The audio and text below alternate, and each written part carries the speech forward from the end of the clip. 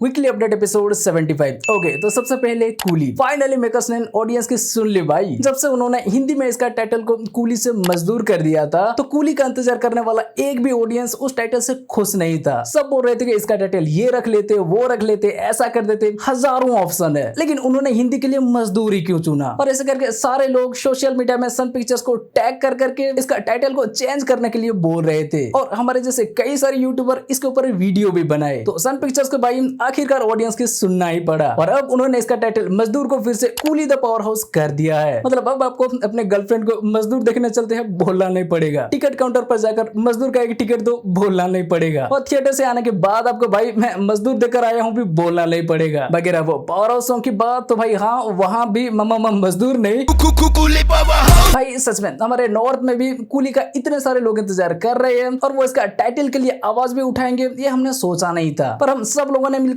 कर दिखाया भाई। ये होता है ऑडियंस का पावर, और मेकर्स के सही डायरेक्शन में जाने की निशानी भी, जहां वो ऑडियंस की सुन रहे हैं, उनका भावनाओं को समझ रहे हैं, और ऑडियंस को हल्के में नहीं ले रहे। ये अपडेट मिलने के बाद हमारा दिन बन गया भाई। खैर अब आगे बढ़े तो इसका फर्स्ट सिंगल भी आ गया है, और जैसा कि हम पहले से बता रहे थे, इसमें हम अनिरुद्ध और टीआर के डांस भी देख सकते हैं। अब जिस किसी को पता ना हो भाई, ये एसटीआर के पिताजी है, जिन्हें कि आप मानाडू में देखे थे और अब थग लाइफ में भी। हाँ, पर जितना आशा किया था ये सॉन्ग उतना भी अच्छा नहीं था। मतलब फर्स्ट टाइम सुनते टाइम तो बिल्कुल भी नहीं, क्योंकि इसका प्रोमो ही इतना हाई दे दिया था, लेकिन धीरे धीरे अब अच्छा लगने लगा है, तो शायद एक दो हफ्ता बाद ये भी अच्छा लगने लगेगा। लियो का बैडास रिलीज होने के बाद भी हमने यही फील किया था, क्योंकि ठीक उससे पहले अनिरुद्ध के हुक्म सुन लिया था, पर कुछ दिन बाद लियो का टाइटल सॉन्ग भी बैडास लगने लगा ना भाई। विक्रम का आपको याद है, कमल हासन के इंट्रो में एक सिंपल सा सॉन्ग रखा था, ये भी ठीक उसी के जैसे हो सकता है, और बाद में जैसे विक्रम को के साथ प्रेजेंट किया, वैसे बाद में वो देवा को भी पावर हाउस के साथ प्रेजेंट कर सकती है। ये लोकेश कनगराज का स्टाइल है भाई, इसलिए अभी आप भी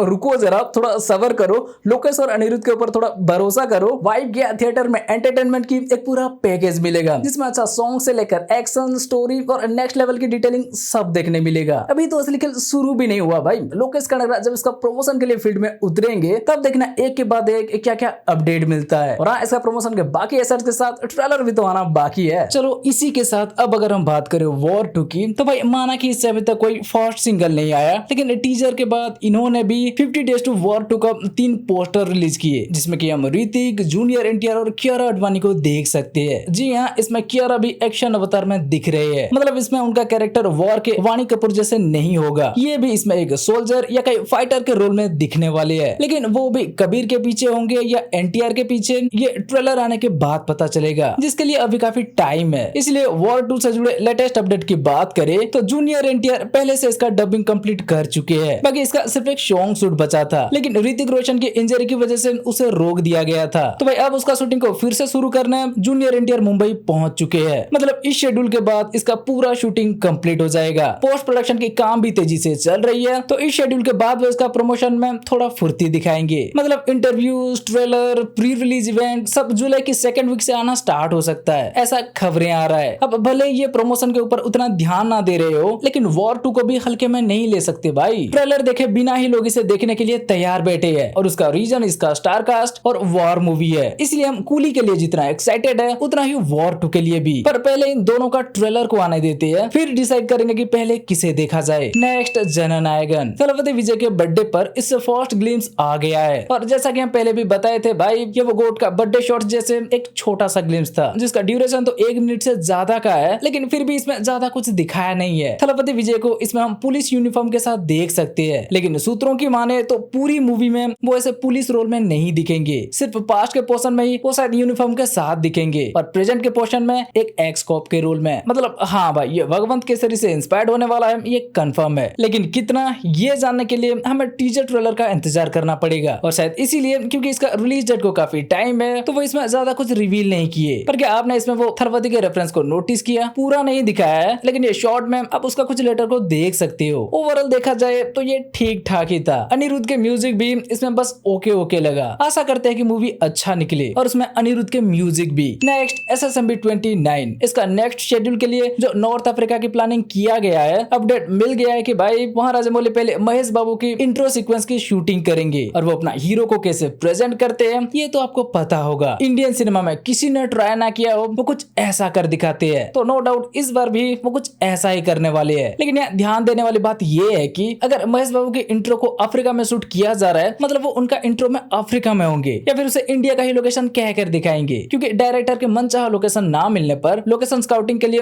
कई बार वो लोग बाहर भी चले जाती है। आपको पता होगा राजा मौली के मूवी में कुछ भी हो सकता है भाई, और अगर उनका एंट्री सचमुच अफ्रीका से होती है फिर तो वो और भी काफी इंटरेस्टिंग हो सकता है। फिलहाल के लिए देखा जाए तो अभी के लिए मेकर्स वाराणसी के सेट पर शूटिंग करेंगे और इसका अनाउंसमेंट को लेकर भाई कोई अपडेट नहीं। महेश बाबू के बर्थडे 9 अगस्त को आशा किया जा रहा है, लेकिन देखते हैं क्या होता है। टाइटल टीजर ना सही, लेकिन उस डेट को वो इसे ऑफिशियली अनाउंस कर सकती है भाई। सोच कर देखो, उन्होंने अभी तक इसे ऑफिशियली अनाउंस नहीं किया। नेक्स्ट दृश्यम 3, अजय पाजी वाले नहीं भाई, रियल मोहनलाल वाली। पहले तो इन्होंने इसका स्क्रिप्ट को लॉक करने के बाद फरवरी में अनाउंस कर दिए थे कि अब दृश्यम 3 कंफर्म आने वाली है, लेकिन अब वो इसका शूटिंग डेट को भी अनाउंस कर दिए है कि भाई इसी साल अक्टूबर से वो इसका शूटिंग को स्टार्ट करने वाली है। रिलीज को लेकर तो कोई अपडेट नहीं है, लेकिन अजय पाजी के दृश्यम 3 को लेकर पहले खबर मिला था कि मेकर्स उसे नेक्स्ट ईयर 2 अक्टूबर को रिलीज कर सकती है। तो हो सकता है इसे भी उसी डेट को लाए। अगर इससे पहले ले आया तो हिंदी ऑडियंस को स्पॉइलर मिल जाएगा भाई, फिर मजा नहीं आएगा। वैसे अजय पाजी वाले दृश्यम 3 को लेकर भी जल्दी शूटिंग स्टार्ट होने की खबरें आ रही थी, तो ज्यादातर चांस है कि ये लोग उसे एक साथ शूट करके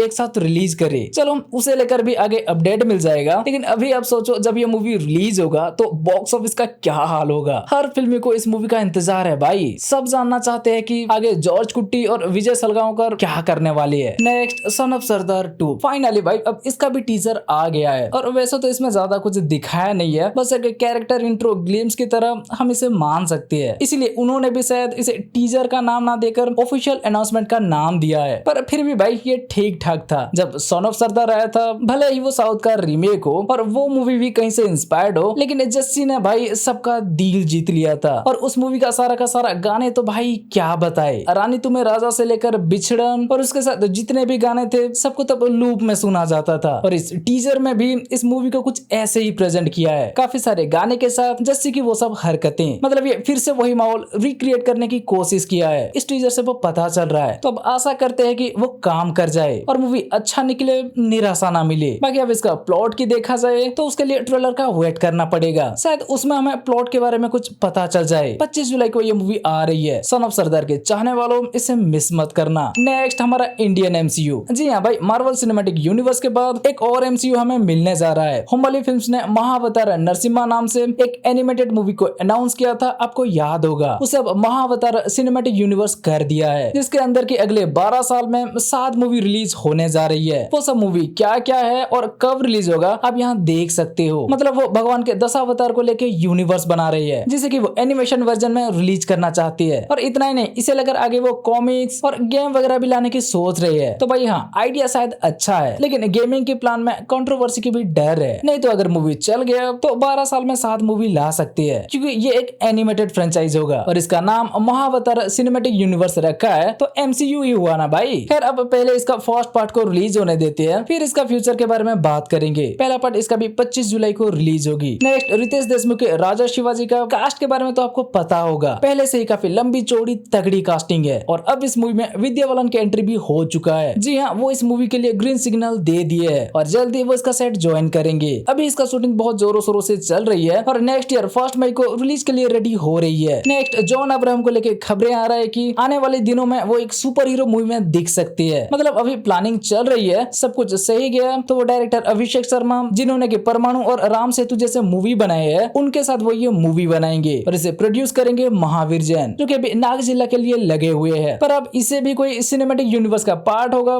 ऐसा मत सोचो, क्योंकि सालों पहले अभिषेक शर्मा जो नोवेल लिखे थे उसी मंकी मैन नोवेल पर ये आधारित होगा, और चल गया तो आगे इसका एक फ्रेंचाइज बनते हुए भी हमें देखने मिलेगा। सूत्रों की माने तो 2026 के फर्स्ट क्वार्टर में इसका शूटिंग स्टार्ट हो सकता है, पर देखते हैं भाई। अगर वो इसे अनाउंस वगैरह कर देते हैं फिर हम खुल के इसके ऊपर चर्चा करेंगे। वैसे कुछ सूत्रों का कहना है जॉन अब्राहम जिम का स्पिन ऑफ मूवी को भी नेक्स्ट ईयर से शूट करना स्टार्ट कर देंगे, पर भाई हमें नहीं लगता है, क्योंकि YRF वॉर 2 और अल्फा को रिलीज करने के बाद जाके स्पाई यूनिवर्स के फ्यूचर का प्लान करेंगे। ये न्यूज पहले से आ रहा है, तो अभी के लिए दूर दूर तक जिम का स्पिन ऑफ आना बहुत मुश्किल है। नेक्स्ट रश्मिका मंदाना के एक न्यू मूवी को अनाउंस किया गया, साथ ही उसका फर्स्ट लुक को भी रिलीज कर दिया है। हम देख सकते हैं इसका टाइटल है महिषा, और इसमें रश्मिका की लुक भाई सच में रश्मिका ऐसा रोल आज तक कभी नहीं किए थे। इस अवतार में वो पहली बार नजर आ रहे हैं और इसमें वो मैन लीड भी है। ये काफी इंटरेस्टिंग लग रहा है भाई। शूटिंग शूटिंग कब से इसका शुरू होगी, कहानी इसका क्या मोड़ लेगी और कब तक ये मूवी रिलीज हो जाएगी, अभी तक उसे लेकर कोई खबर नहीं, लेकिन धीरे धीरे वो भी पता चल जाएगा। ठीक है तो भाई बस ये था इस हफ्ते के फिल्मों से जुड़ी कुछ अपडेट। अब अगर आपको ये वीडियो अच्छी लगी हो तो वीडियो को लाइक शेयर और चैनल को सब्सक्राइब कर दो। फिर मिलते हैं अगले वीडियो में, बाय।